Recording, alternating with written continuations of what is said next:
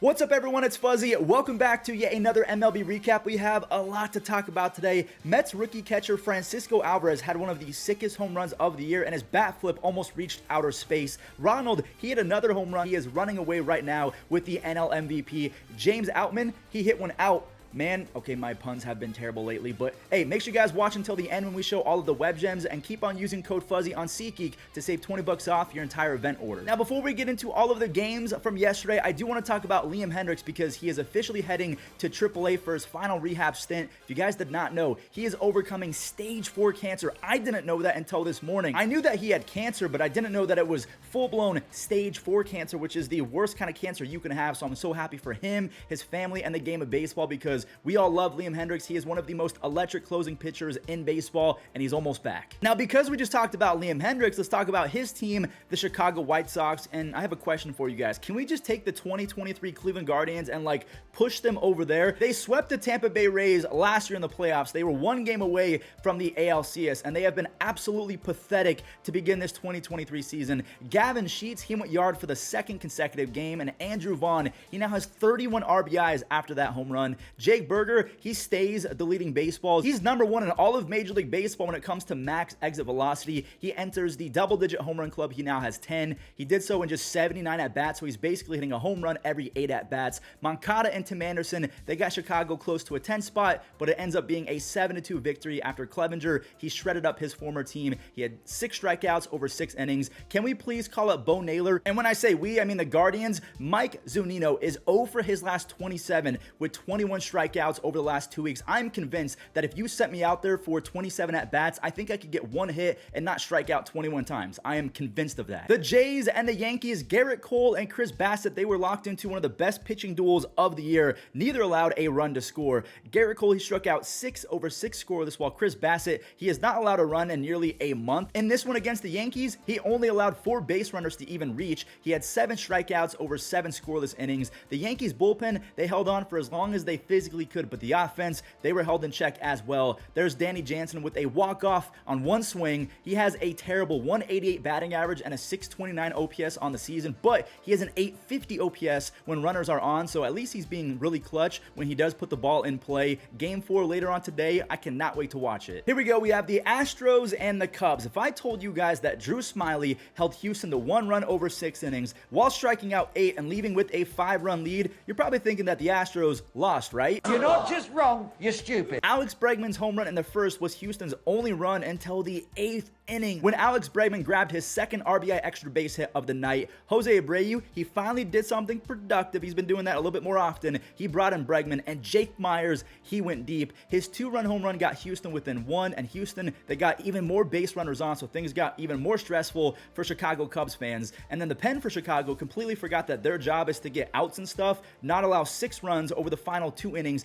to completely destroy a game in which they had a 97% chance of winning. Tucker, he walked it off. Hopefully that gets him going, because even though he's been pretty good to begin the season, the slugging is way down. This game was so much fun to watch. The Rays and the Mets. Mets fans, if you've never been to Six Flags, don't worry, because the roller coaster, it came to you last night. Josh Fleming, he was nasty for Tampa Bay. He blanked the Mets through 5, but wow, Kodai Senga of the Mets, he was even nastier. And to do it against Tampa Bay, he struck out 12 Rays hitters over 6 innings. He allowed just 1 run in the 4th inning, and he really needed that because he gave up a 5 spot to the Cincinnati Reds just a week ago. Jose Siri, his solo shot in the 7th put Tampa Bay up by 2 when the rookie Mark Vientos dented a baseball. His 2-run home run ties it at 2-2, and the lead is gone. Brandon Lau brought home Randy Arozarena on a 2-run home run in the 8th, his 8th home run of the season, and Randy made it a 5-2 ball game for their nasty closing pitcher Jason Adam. Yeah, he got into a little bit of a pickle, but he struck out Francisco out. Okay, I had to lie to set up this moment. Alvarez, he saves the season. Okay, yes, I'm being dramatic, but still, that 426-foot 3-run bomb got the juices flowing, because this continued into the 10th inning. New York, they found themselves down by 2 again, but not to fear. Pete Alonso is here. That's his 15th home run. He is on pace for his second 50 home run season of his career. I don't even think that Pete Alonso is 30 yet. The Giants and the Phillies, if the Phillies lose this game, they will be losers of 4 in a row, and they'll be in 4th place in the NL East. and it was 4-0 San Francisco after the first inning. Taijuan Walker, he is straight up stealing money right now from the Phillies. He allowed a 2-run single to the rookie Casey Schmidt, an RBI single to rookie Blake Sabol, and then the veteran Brandon Crawford, he capped it off with an RBI single. Walker, he got 2 outs, only threw 40 pitches, but he got bailed out though. The Phillies stormed back, and Bryson Stott's 3rd home run of the year ties it at 4-4. Taijuan, he's not going to get the L, but we're going to fast forward to the 8th, where Philly got Gregory Soto'd. If you're a Tigers fan, they can tell you that this happens quite often. The dude can be so nasty, but these implosions, they happen quite often. Thairo Estrada and Wilmer Flores, they knocked in 3. And then San Francisco, they brought in their human buzzsaw, Camilo Doval. He is racking up the saves lately. He is 11 on the season, as both teams are now 20 and 23 on the season. Both kind of been underwhelming, the Phillies especially. Dodgers fans, we have some terrible news. I'm hoping it's just precautionary, but Dustin May, he only made it 1 inning yesterday. He's going to be out at least a month with an elbow injury, which is awful news considering he is coming back from Tommy John. So I'm just praying that they're just trying to stay ahead of it and be precautious. Byron Buxton and my friend Joey Gallo bashed their ways into a tie game.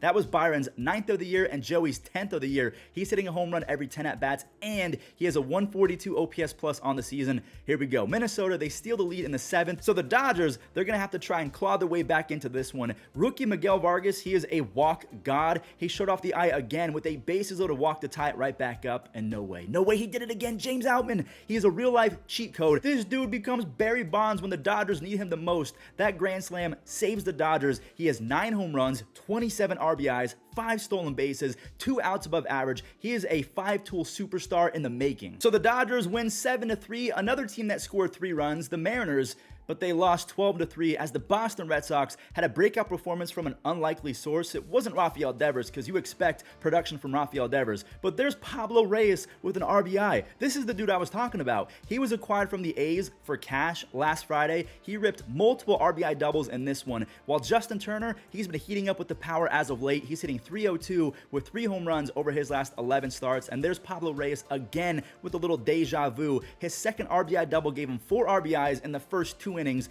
Jarren Duran, he just won't stop getting on base and driving in runs. Another RBI base hit. Now we have to talk about the pitching. Brian Bayo, who Pedro Martinez says he's pretty much Pedro 2.0, or at least that Brian Bayo reminds Pedro of Pedro. He turned in his best start by far, 7 strikeouts over 5. He somehow avoided major damage, allowing 1 earned run, even though he walked 5 different Mariners hitters. Devers, he got Boston into the double-digit scoring club with an RBI double, his 40th RBI of the season. He's now just 1 double from 200 for his career, so that is a big-time milestone for him. He is a doubles machine. Boston, they're 4 games over 500, and they're 7th in OPS over the last 2 weeks. The Braves and the Rangers, Eddie Rosario gave the Braves the lead momentarily, but Adolis Garcia and the Rangers, they did not mind that at all. Adolis, he went yard, and after Texas scored a few more, Adolis, he left everything again. He is leading baseball in home runs and RBI, so it kind of sucks that he's not a big contact guy, because he would be in the running right now for a Triple Crown. Now let's go ahead and shift gears to the 2023 NL MVP frontrunner.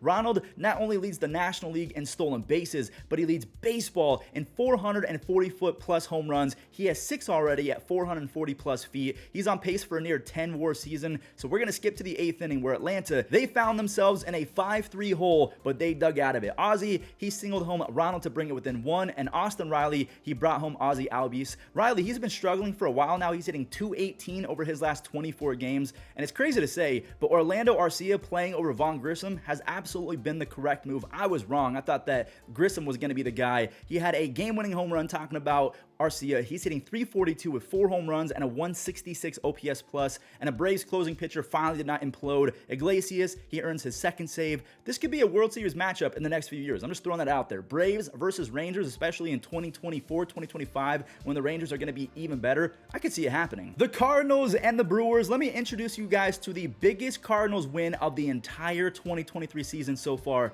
Arenado, unfortunately, he did not hit a home run, so he was going for 6 games in a row, but he still did produce with an RBI single, which was huge for his young pitcher Matthew Liberatore, who had the tough task of dealing a Corbin Burns, who has been really good as of late. Liberatore, he pitched like his life depended on it. He threw some of the most devastating curveballs I've ever seen. No joke. His curveball breaks more than really any curveball I've seen in quite some time. He was one of the bigger pieces. Actually, he was the biggest piece in the trade that gave the Rays Randy Arozarena, so it's nice to see him out there carving and contributing. He had 5 shutout innings with 6 strikeouts, only 3 hits allowed. Mark McGwire, Paul DeYoung, He added to the lead a huge 419-foot two-run home run, his 5th. He also has 2 DRS, so he's always been a stud defender. It's just the offense and the bat has been so inconsistent. Ryan Helsley, he came in for the save and he walked away with his 5th of the season. The Cardinals, out of nowhere, are 8-9 over their last 10 games, and they're just 6.5 games back of the Brewers. This is a big-time series for both squads. The Diamondbacks and the A's. Christian Walker, the most underrated first baseman in baseball. Is that a thing?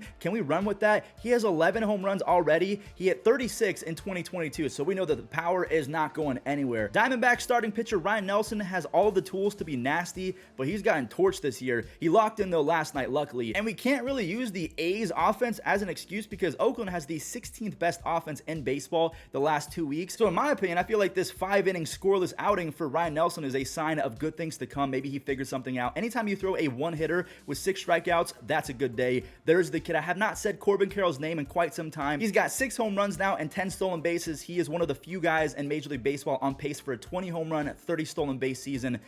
Like I mentioned though, the A's have been fighting lately. They got right back into it. Ramon's 3-run missile, he tied it in the 7th. He has 14 extra base hits and great defense again. I hope that he gets moved at the deadline to a playoff team. Now Arizona, they ended up doing what they should have done. They won this game. Now it did take some extra work on a sac fly and a single from Ketel Marte to make it 5-3. The Diamondbacks, look at them. They're 25-19, 6 games over 500. The Orioles and the Angels. Kyle Bradish is once again looking like an ace. I love Kyle Bradish. I don't know if he's going to be the ace of the Orioles going forward, but he held the Halos in check for most of this game. We'll talk about what went wrong in just a second because it's really no hard feelings. Ryan Mountcastle, he drove in an RBI in the 3rd inning, and now I want to show Mike Trout's home run because he has not done that in over 2 weeks. He has a 75 OPS plus in the month of May, but he's one of the GOATs, so Kyle Bradish, nothing really to scoff at because he's going to do that to a lot of pitchers. Anyways, back to Baltimore. Cedric Mullins gave his pitcher the lead with an RBI single in the 4th inning, and then Austin Hayes popped off for his 5th home run. He's hitting .299 with the 130 OPS plus.